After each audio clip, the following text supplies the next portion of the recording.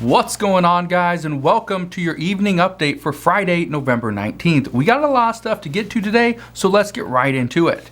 Today, bags of cash for the Federal Reserve were lost. Today, the $1.75 trillion infrastructure bill passed through the House of Representatives. Businesses across the country are now opting for part-time workers, preferably over full-time workers, and I'll explain why in just a minute. We know the stimulus package looks like it's going to be cut once again after it lands in the Senate, and one city is asking for the help of retirees and students in order to help get their economy back on track. I'll explain what's going on here in just a minute. First off, hopefully you guys had an incredible week this week. Hopefully you are going to have an incredible weekend as well. If you can do me a favor and you enjoy these daily uploads, go ahead, hit that like button because it really does help out the channel. But let's get into the update. First, today, bags of cash that were intended to go to the Federal Reserve, they fell off of an armored truck today in Carlsbad, California. Now, there's videos all over social media that are showing there's just money laying on I-5.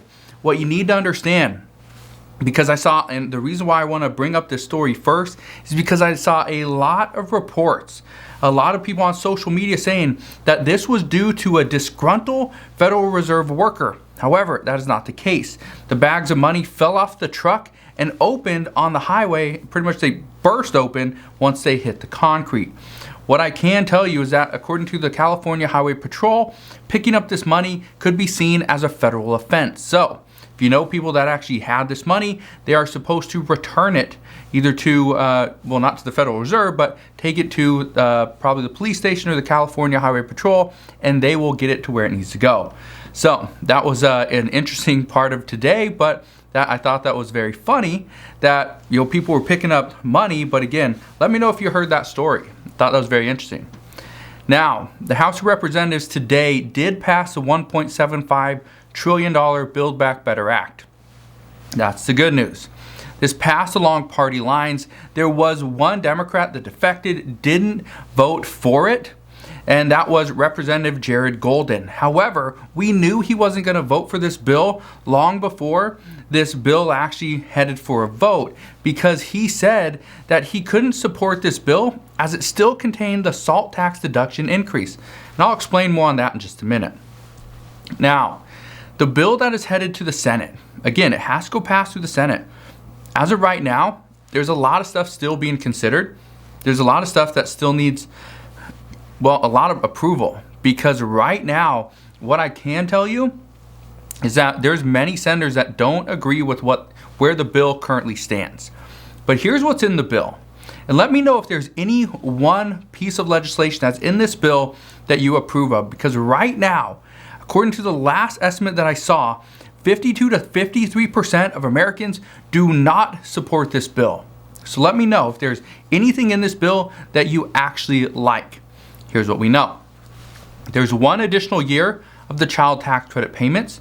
There's paid family leave for 4 weeks, not additional, for just 4 weeks.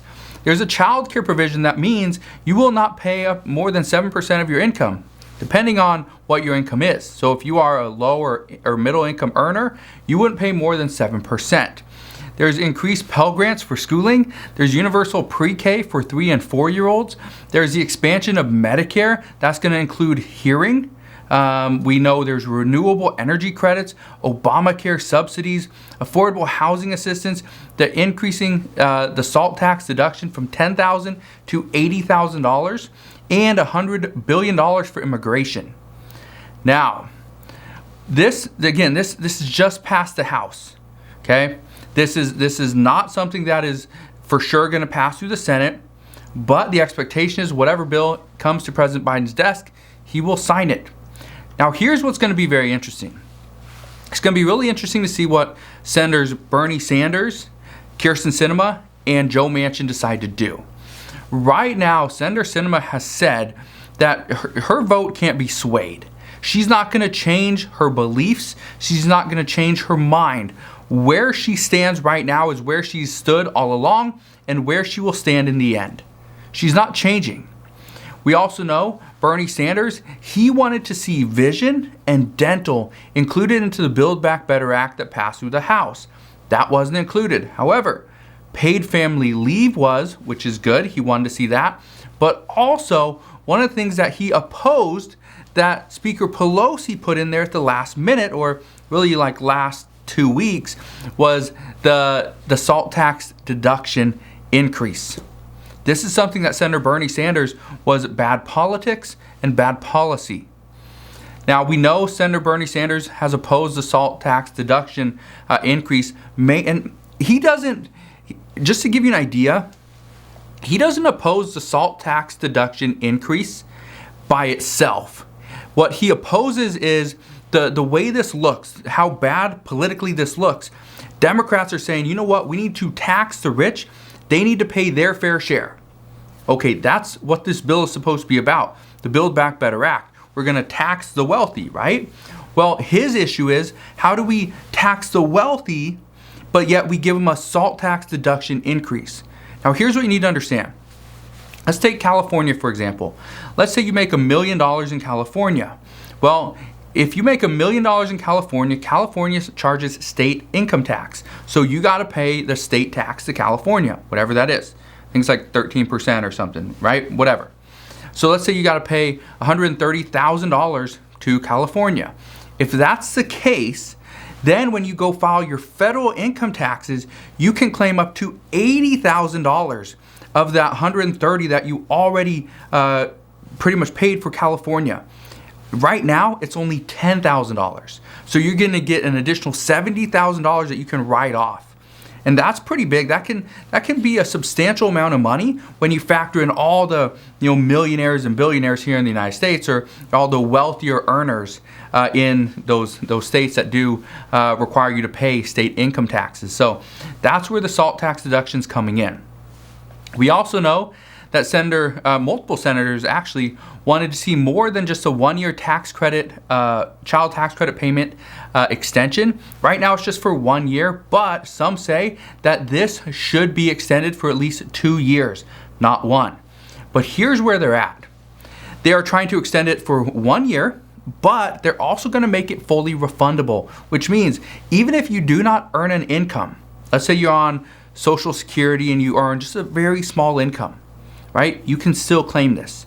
Let's say you are just home, right? You do not have a job, right? You're just living off of government funding and benefits and stuff like that. Maybe some child support. If that's the case, you can still get these child tax credit payments. You can still get them because you do not have to have an income. And that's where Senator Joe Manchin was opposing this, because he says you need to work in order to be able to receive a tax credit. So we'll see what happens there. Now, even though over the next 10 years, according to the Congressional Budget Office, this particular bill, the Build Back Better Act, would actually increase our national deficit by like $300 billion, right? What you need to understand is, as of right now, there are two main provisions inside this bill that could potentially be cut. Number one is immigration. We still haven't heard from the Senate parliamentarian on whether or not she is going to allow immigration to be included into this bill. My guess is we will know over the next couple of weeks. We might not know much this week, okay? We could still hear reports here and there this next week, but my guess is in 2 weeks we should have answers. We also know if immigration gets pulled, then that would mean about $100 billion would be freed up. So now we have a deficit of about $200 billion. Well, if paid family leave gets cut as well, the expectation is it could get cut. There's a high probability that it gets cut in order to satisfy Senator Joe Manchin. But if this gets cut, it's going to save about $200 billion additionally. That means the entire bill would be fully funded at that point. So we'll see what happens. But again, President Biden did say today that whatever bill comes to his desk, he will sign it, period. So this means if this bill excludes paid family leave, excludes immigration, and the SALT tax deduction increase, he will still sign it. It will still get his stamp of approval. Now, let's jump into what businesses are doing at this time, because I thought this was extremely interesting. Businesses across the United States are putting out more, pretty much trying to bring in more part-time employees as opposed to full-time employees. What they are saying is that employers, they say that part-time employment is seen as a much better fit to the current American and our current lifestyle, that it makes more sense to offer part-time work as opposed to full-time. Now, as many of them don't currently have proper child care, it's causing a big issue. Let's say you only have a family member that can watch your kids, right? And let's say you need to be there to pick them up from school. Let's say you drop them off at 8 o'clock and you pick them up at 3. Okay, so that leaves you, 7 hours that you can work. That's a problem because in most jobs, they require you to work at least 8 hours per day, right? 40 hours a week. So here's where this is coming in handy. Many are saying that by not offering a 40-hour per week position and only offering employees 20 hours minimum, but they could get a little bit more, this is actually increasing the amount of people that they're able to get. What they're doing, and the reason why this works, is because let's say they have a full-time employee that comes in and works all day long, right? 8 hours. Or they work a half day in the morning and then somebody comes in and works a half day in the afternoon. Here's what's happening. They split up those part-time workers in the middle of the day. So let's say 8 to noon, noon to 4, maybe 4 to 8, right? Just 4 hours per day, 5 days a week, 20 hours per week. And this works because instead of having 2 full-time employees trying to manage everything, giving them overtime and all this, instead they just have 2 full-time employees. One works in the morning, one works in the evening, and then you have other workers that come in and fill those gaps. And so they're saying that's actually working really well. But I wanted to ask you, have you ever thought of this? Have you ever thought of, instead of taking a full-time position, take 2 part-time positions? Maybe you work longer days on the weekend. Maybe you only work 4 hours per day, let's say Monday through Friday, because you got to take your kids to school. Then maybe you pick them up, drop them off at a family member's house who's going to have somewhat of a daycare service. Then you go to your other job, right? And you work maybe from 4 o'clock to 8 p.m. And so you technically have a full-time, you technically have a 40-hour work week. However, it's split up into 2 different employers. Let me know if you've thought of that or if you know people that are currently doing that. But here's something I thought was interesting. When I was looking into more of this, doing some research, I found that in Folsom, California, the mayor is asking stay-at-home parents, students, and retirees to please take on 20 hours per week to help out struggling businesses. The mayor says that we are not asking people to work for free. We're not asking for a handout. What we're asking people to do is, if they have free time and time on their hands, to help out and be compensated for their time. This in return is only going to help out our communities. And so I thought this was very interesting because this is exactly what's happening. The mayor is asking people to do exactly what some of these businesses are already doing. Just take a 20-hour per week shift. That's it. Because number one, here's the good thing. If you don't have childcare and you do not need to work 40 hours per week and you can get by with 20, do it. Number one, this would help out our economy. It would help out your community. It would provide money in the bank for you, and it would get you out of the house.